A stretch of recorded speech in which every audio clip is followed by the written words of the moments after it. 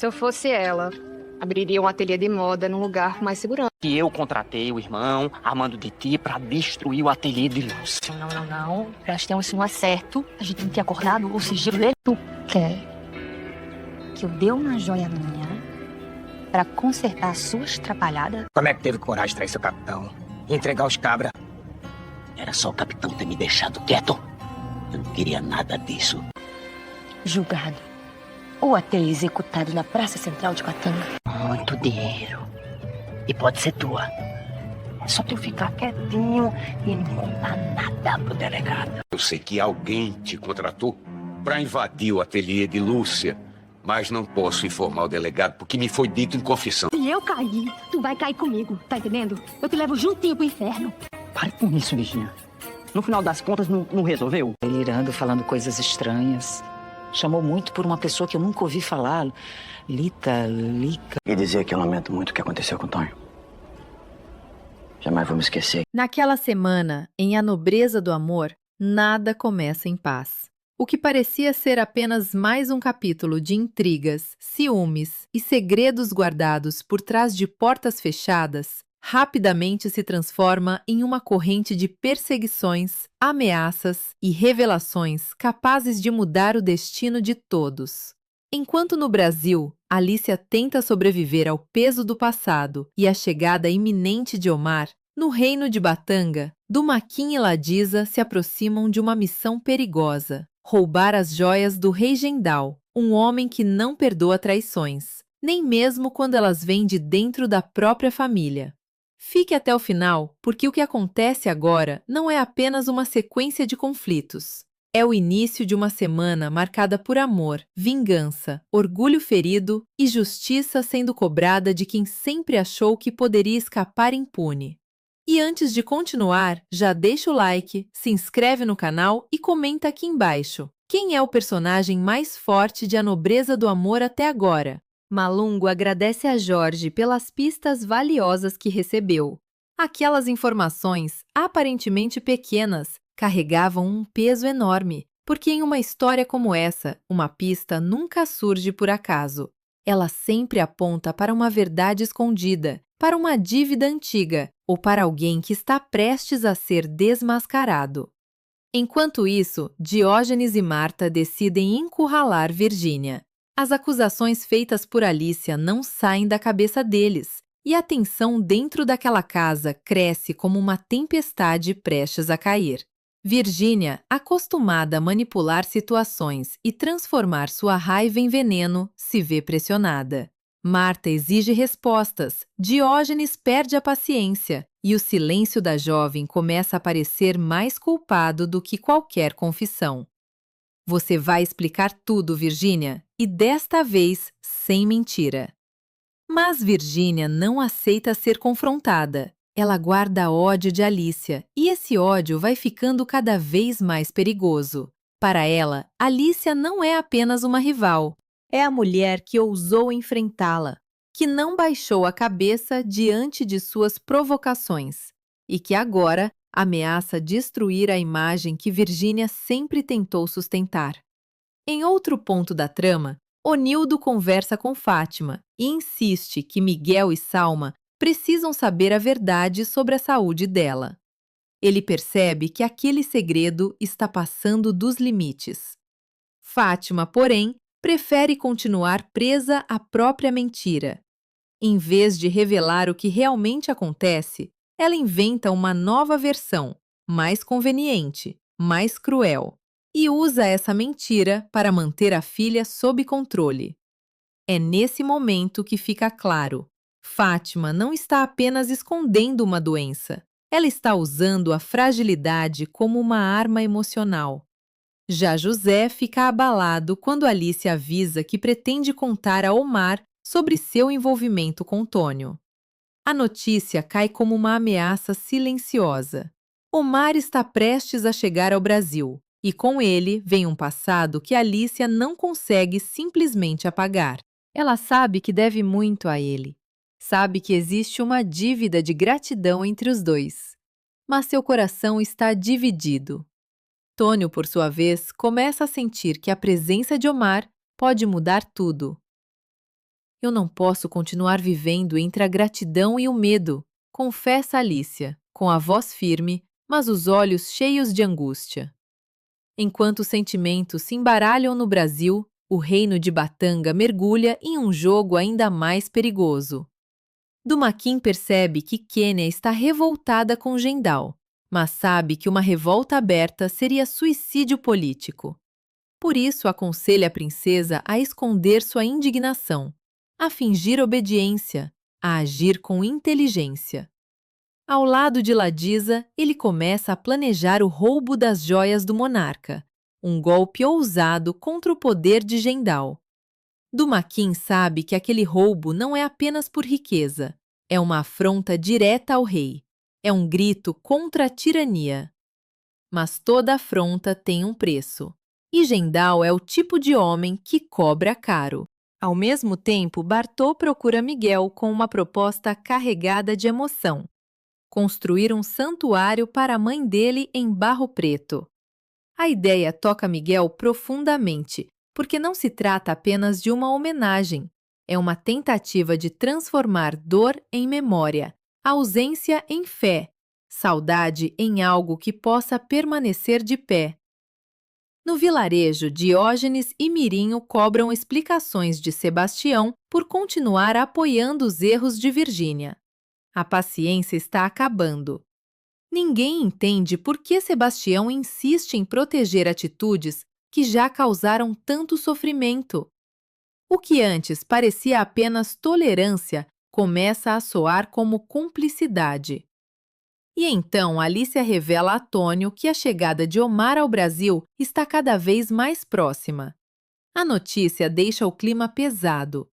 Tônio tenta esconder o incômodo, mas não consegue. Ele sabe que Omar não virá apenas como uma visita distante. Omar quer ocupar um lugar no destino de Alicia. No dia seguinte, a tensão aumenta ainda mais, quando Alicia confessa a Tônio que Omar deseja se casar com ela. A revelação atinge Tônio como uma lâmina. Ele tenta manter a calma, mas por dentro sente o medo de perder a mulher que ama antes mesmo de conseguir lutar por ela. Omar quer casar comigo, Tônio, e eu não posso fingir que isso não existe. Essas palavras mudam tudo, porque agora não existe apenas amor. Existe dívida, promessa, passado e uma escolha que poderá ferir alguém de forma irreversível.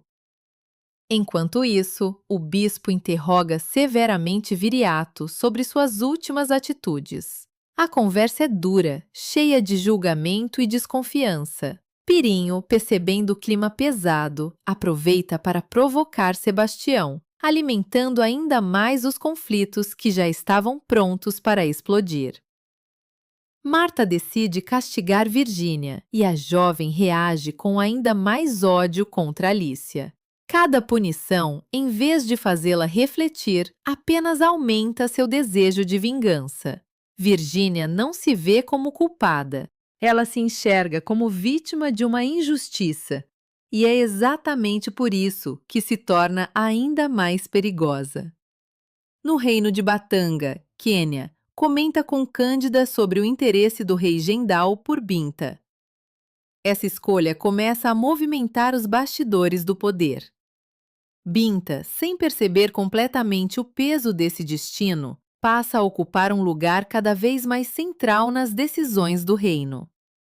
Enquanto isso, Mirinho e Graça zombam de Ana Maria por ela ainda esperar o pedido oficial de namoro de Manuel. Ana Maria tenta manter a dignidade, mas a demora de Manuel começa a se tornar constrangedora. O amor dos dois existe, mas em uma comunidade onde tudo passa pelos olhos dos outros, até um pedido de namoro vira assunto público. Onildo, por sua vez, apoia Alicia ao descobrir que Nilo Peçanha morreu. E em meio a esse momento delicado, ele encontra coragem para se declarar a Niara. É um instante de ternura em uma semana tomada por sombras. Porque mesmo quando a trama é dominada por traições e ameaças, ainda há espaço para sentimentos verdadeiros tentando nascer. Tônio, confuso e atormentado, procura conselhos com Dona Menina. Ele precisa entender o que fazer diante da chegada de Omar, diante do amor por Alicia e diante do medo de ser apenas uma escolha impossível. E no reino de Batanga, o plano enfim avança. Kenya consegue despistar o pai seguindo a orientação de Dumaquim. Ladisa e Dumaquim se aproximam do esconderijo e, depois de tanta tensão, encontram o baú com as joias de Gendal. Mas naquele momento, o que parece vitória pode ser apenas o começo da queda. Porque roubar de um rei como Gendal não é apenas desafiar sua autoridade, é declarar guerra. E quando a chave do destino começa a girar, ninguém mais consegue impedir o que vem pela frente. Dumaquim e Ladisa finalmente tinham encontrado o baú com as joias de Gendal, mas o brilho daquele tesouro não trazia segurança. Pelo contrário, cada pedra preciosa parecia carregar uma sentença. Cada peça roubada parecia gritar o nome dos dois pelos corredores do reino. E logo, aquilo que deveria ser um golpe silencioso contra o poder do rei se transforma em uma caçada desesperada. Pascoal surge com a guarda real, implacável, farejando qualquer sinal dos rebeldes. Dumaquim e Ladisa correm como se estivessem fugindo da própria morte. O castelo, antes símbolo de poder, vira um labirinto de perigo. Eles conseguem escapar por pouco, mas no meio da confusão, Ladisa deixa cair a chave do esconderijo. Um detalhe pequeno, quase invisível. Mas nas mãos de Pascoal, aquela chave se transforma em prova, ameaça e condenação. Quando percebe a perda, Ladisa fica em choque. Dumaquim entende imediatamente a gravidade da situação. Se Gendal descobrir que Kenya ajudou os rebeldes, a fúria do rei não terá limites. A princesa, que já caminhava sobre uma linha frágil entre o sangue real e a coragem de se opor ao próprio pai, agora poderia ser sacrificada como exemplo. Se essa chave chegar até Gendal, Kenya estará perdida, diz Dumaquim, tentando esconder o medo que já tomava conta de seus olhos. Enquanto o reino de Batanga começa a tremer sob a suspeita de traição, no Brasil, Alicia vive um raro momento de esperança. Ela comemora uma grande encomenda para o ateliê, e por alguns instantes parece que o trabalho, a força e a dignidade finalmente começam a vencer o julgamento dos outros. Mas em uma trama marcada por inveja e rancor, a felicidade de Alicia nunca passa despercebida. No castelo, a situação de Kenya se torna insustentável. Pascoal acusa a princesa de ter ajudado os saqueadores, e Gendal, tomado pelo orgulho ferido, não hesita em ameaçar a própria filha. Para ele, o poder está acima do amor, acima da família, acima de qualquer laço de sangue. Kenya tenta se manter firme, mas sabe que está diante de um pai que não enxerga uma filha, e sim uma possível traidora. Você esqueceu quem é o rei deste lugar, diz para Gendal, frio, como se cada palavra fosse uma corrente. E então ele cumpre a ameaça. Kenya é trancada em uma cela. A princesa, que ousou pensar com o próprio coração, agora paga o preço da coragem. Sua prisão mostra a verdadeira face de Gendal, um homem disposto a destruir até aquilo que deveria proteger, desde que seu trono permaneça intocado. Enquanto isso, no vilarejo, Mirim lembra Manuel de que Ana Maria ainda espera o pedido oficial de namoro. A situação, que poderia ser apenas romântica, ganha um tom de pressão pública. Ana Maria não quer promessas vazias, não quer ser motivo de comentários. Ela quer respeito. Quer que Manuel tenha coragem de assumir o que sente diante de Casimiro. Maria Helena, por sua vez, fica surpresa ao descobrir que Dora já conhece Jacinta. Essa revelação abre uma nova camada de mistério, como se o passado de Dora guardasse conexões que ninguém imaginava. E Dora, aos poucos, começa a deixar escapar pedaços de sua história, revelando dores antigas que ainda não cicatrizaram. Enquanto a casa de Diógenes mergulha em tensão, Virgínia decide fazer uma greve de fome. Mas Diógenes, desconfiado, não acredita completamente naquele gesto. Ele conhece a filha, conhece seus exageros, suas manipulações e sua capacidade de transformar castigo em espetáculo. Para Virgínia, qualquer punição vira combustível para o ódio que sente por Alicia. Na quinta-feira, a situação em Batanga se torna ainda mais dramática quando Chinua revela a Dumaquim que Quênia foi presa por Gendal. A notícia cai como uma punhalada. Kim percebe, sem sombra de dúvida, que a princesa realmente ficou do lado deles. Quênia não fingiu, não usou os rebeldes. Ela escolheu se rebelar contra a injustiça, mesmo sabendo que poderia ser destruída por isso. Dumaquim decide agir. Ele não consegue aceitar que Quênia pague sozinha pelo risco que todos assumiram. E assim, na calada da noite, ele tenta libertá-la. Mas o castelo está vigiado e Pascoal, sempre à espreita, aparece como uma sombra. O plano desmorona em segundos.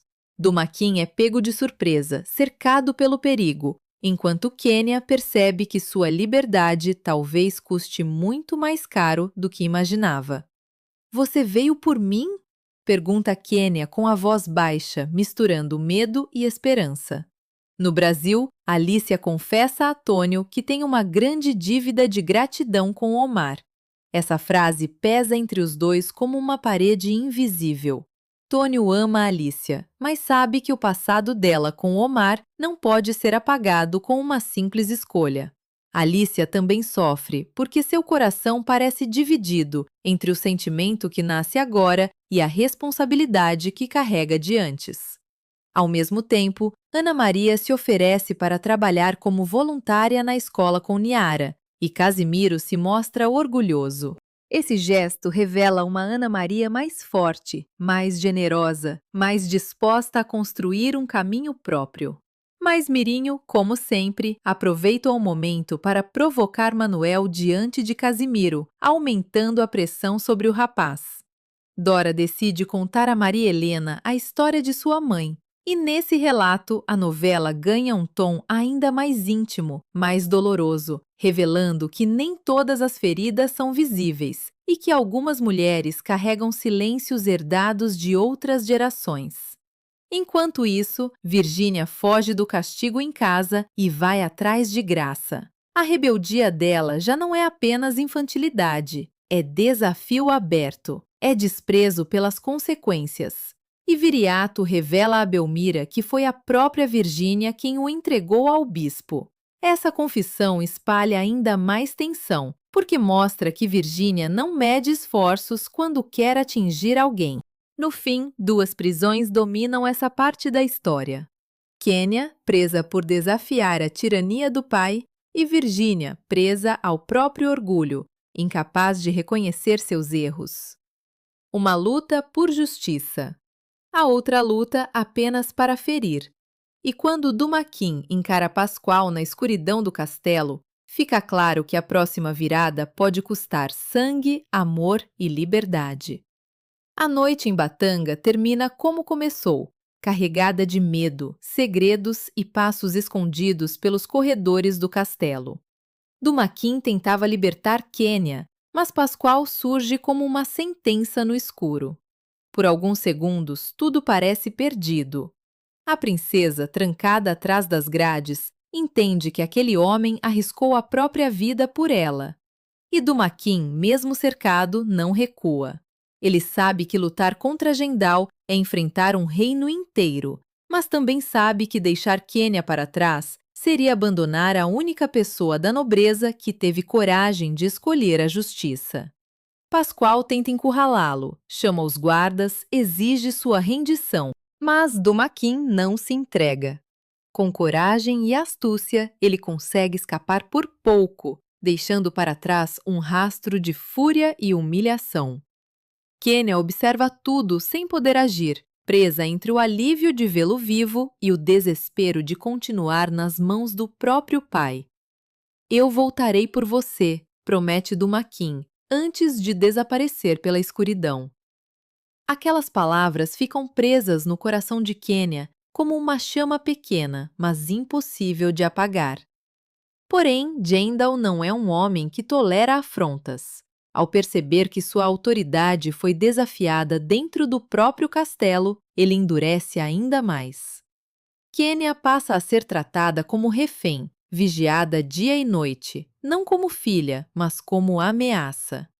Jendal a mantém sob controle, usando o medo para quebrar sua resistência e lembrando que, naquele reino, o sangue real não protege quem ousa contrariar o trono.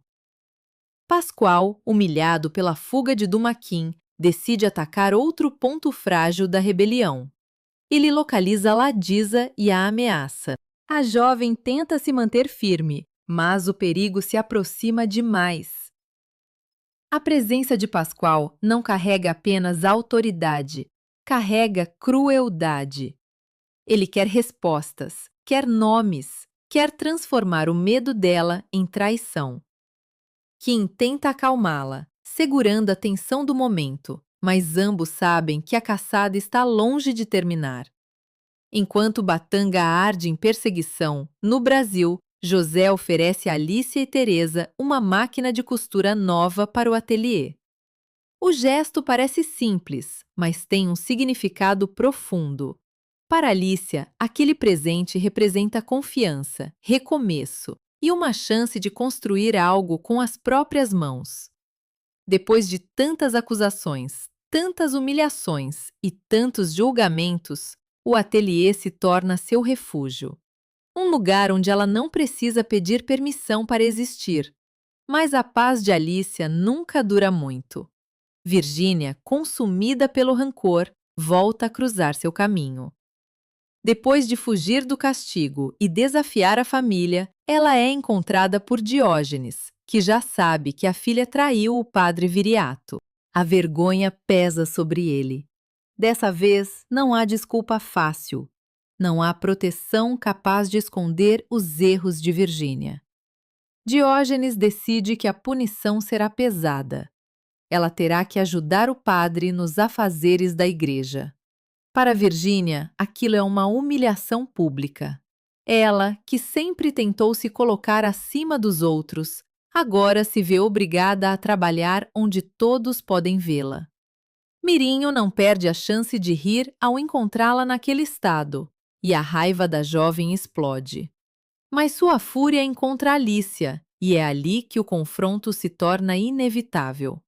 Virgínia perde o controle e ofende Alicia com palavras duras, tentando ferir sua dignidade. Só que dessa vez, Alicia não se cala. Ela encara Virgínia com firmeza, sem baixar os olhos, sem aceitar mais nenhuma humilhação.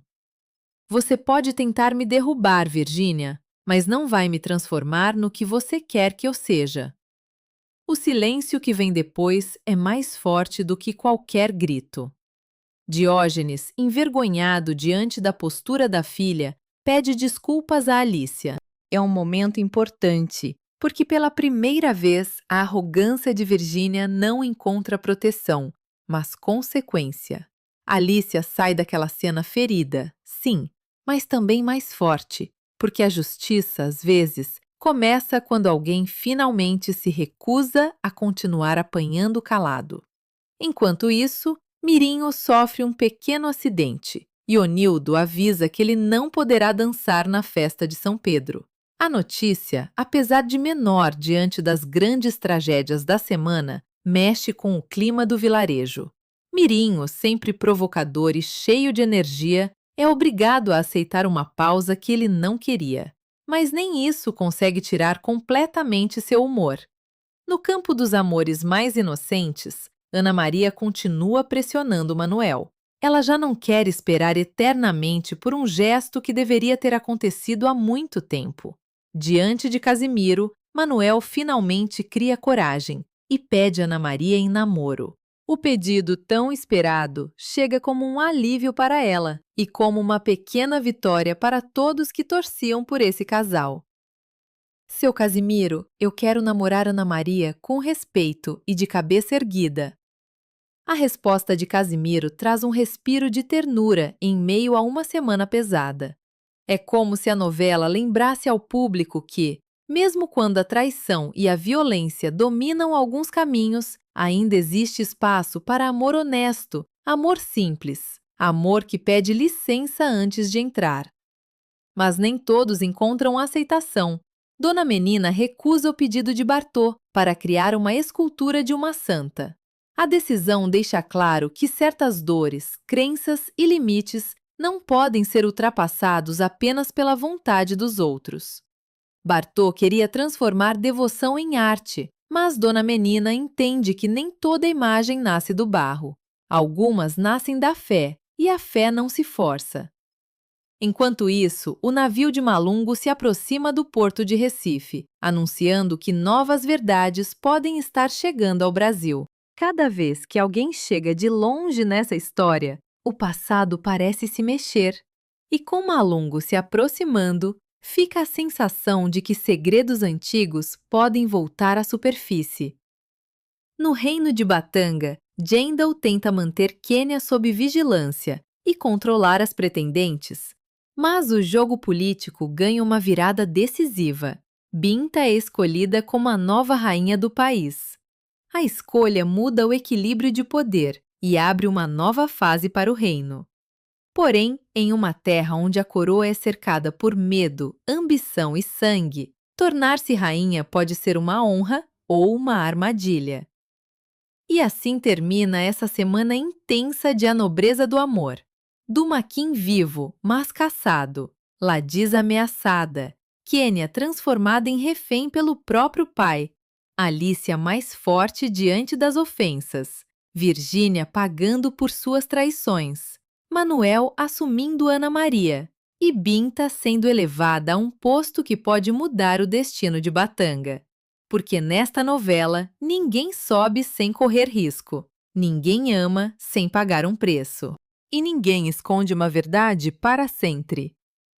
Se você gostou desse resumo completo de A Nobreza do Amor, deixe o like, inscreva-se no canal e ative as notificações para não perder os próximos capítulos. Comente aqui embaixo qual personagem mais te surpreendeu nessa semana e que nota você dá para a novela.